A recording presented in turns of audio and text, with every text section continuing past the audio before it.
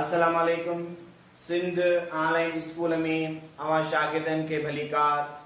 आऊं आहियां अवां जे इल्मी कीमिया जो उस्ताद नजफ हैदर मेमन। अॼु अवां जे साम्हूं जेको मुंहिंजो टॉपिक आहे उहो आहे रदरफोर्ड वारे एटम जे मॉडल जूं खामियूं, यानी defects of Rutherford's atomic model. Chapter number 3 जो टॉपिक आहे। कल असां चैप्टर नंबर 3 जे टॉपिक में इहो पढ़ियोसीं त रदरफोर्ड वारे एटम जो मॉडल छा आहे ऐं रदरफोर्ड कहिड़े नमूने सां उहो मॉडल पेश कयो।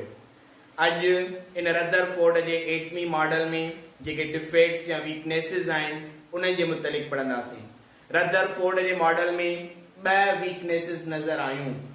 रदरफोर्ड जे मुताबिक़ त रदरफोर्ड चए पियो त क्लासिकल फिजिक्स ॾसे थी पई त जॾहिं को बि पार्टिकल स्मॉलेस्ट पार्टिकल कंहिं बि सेंटर या न्यूक्लियस जो दारी एक्सिलरेटेट थींदो, मूव कंदो, रिवॉल्व कंदो त रिवॉल्विंग जे दौरान उहो कंटिन्यूअसली एनर्जी खे इमिट कंदो रहंदो ऐं जॾहिं उहो कंटिन्यूअस एनर्जी खे इमिट कंदो त फाइनली उहो न्यूक्लियस में किरी पवंदो।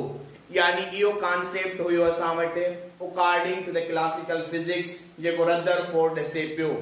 त रदरफोर्ड जे चवण जो मक़सद इहो हुयो असां वटि त जॾहिं इलेक्ट्रॉन न्यूक्लियस जे चौधारी घुमे थो पियो, यानी जॾहिं इलेक्ट्रॉन ही न्यूक्लियस हो रदरफोर्ड जे मॉडल में रदरफोर्ड ॾसियो त जॾहिं इलेक्ट्रॉन न्यूक्लियस जो दारी घुमे थो पियो त इहो कंटिन्यूअसली एनर्जी खे इमिट करे थो, ख़ारिज करे थो। पोइ जीअं इहो एनर्जी खे इमिट कंदो रिवॉल्विंग जे दौरान घुमंदो घुमंदो घुमंदो it will fall in the nucleus ऐं आखिरकार इहो इलेक्ट्रॉन जेको आहे न्यूक्लियस में किरी पवंदो। But in actual practice it will not happen. हकीकत में ईअं नथो थिए पियो। यानी क्लासिकल फिजिक्स, मंतकी फिजिक्स जी जेका इहा पॉइंट हुई इन खे रदरफोर्ड असां वटि एक्सप्लेन न करे सघियो।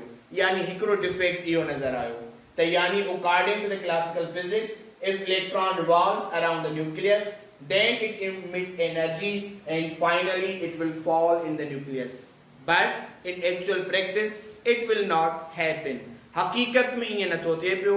यानी इलेक्ट्रॉन जॾहिं न्यूक्लियस जो दारी घुमे थो पियो त इहो न्यूक्लियस जे अंदर नथो किरे पियो। हिकिड़ो इहो डिफेक्ट हुयो।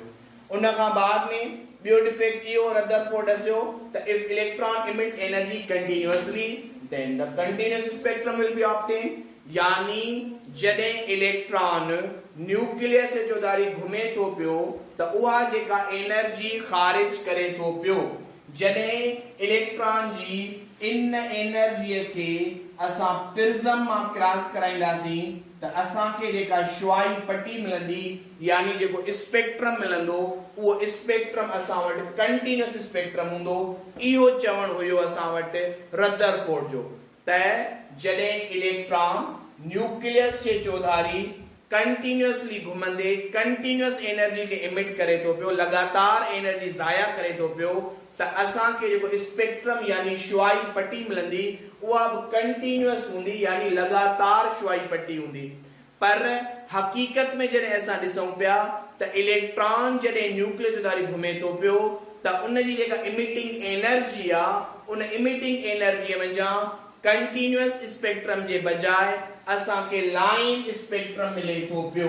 यानी एक्चुअल प्रैक्टिस में जो स्पेक्ट्रम मिले थो वो लाइन स्पेक्ट्रम आहे, यानी लीकदार पट्टी मिले थी पई।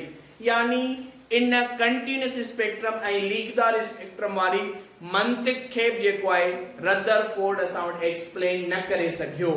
यानी इहे 2 डिफेक्ट्स नज़र आया असांखे रदरफोर्ड जे एटॉमिक मॉडल में। यानी हिकु इहो हो त इलेक्ट्रॉन न्यूक्लियस जो दारी घुमंदे घुमंदे एनर्जी लूज़ करे न्यूक्लियस में किरी पवंदो। ॿियो पॉइंट इहा हुई त जॾहिं इलेक्ट्रॉन एनर्जी खे लूज़ कंदो त जेको स्पेक्ट्रम मिलंदो उहो कंटिन्यूअस हूंदो। पर हकीकत में ॿई केसिस ईअं न हुया। रदरफोर्ड इन शइ खे एक्सप्लेन न करे सघियो।